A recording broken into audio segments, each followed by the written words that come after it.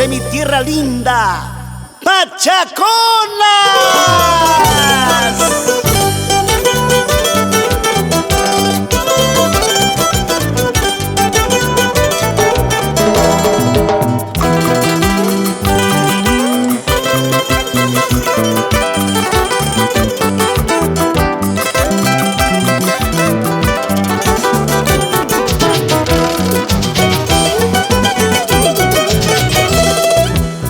Estos versos que yo escribí, inspirados de tu belleza, Pachaconas, así podré yo saludarte por tu día, tierra mía. 20 de agosto, mes fraterno, orgullo pachaconeño.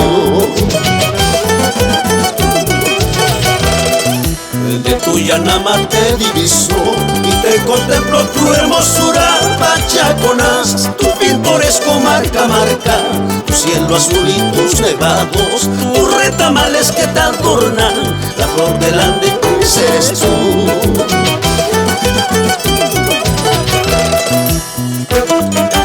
Siempre unidos por nuestra provincia de Antabamba, Sabaino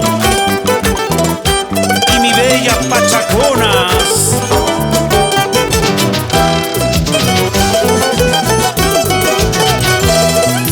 Todos brindemos esta noche por Antabamba, Pachaconas y Sabaino, hermosos pueblos de Apurímac que están de fiesta por Pichayay. Alegrémonos esta noche por nuestra tierra, salud, salud.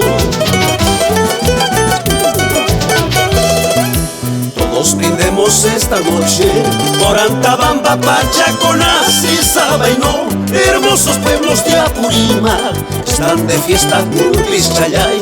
Alegrémonos esta noche por nuestra tierra, salud, salud.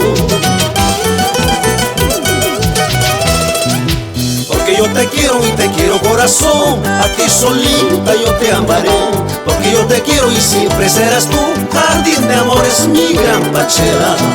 Porque yo te quiero y te quiero, corazón, a ti solita yo te amaré. Porque yo te quiero y siempre serás tú, jardín de amores, mi gran Pachera. Con mucho amor para ti, mi tierra amada, mi gran Pachaconas.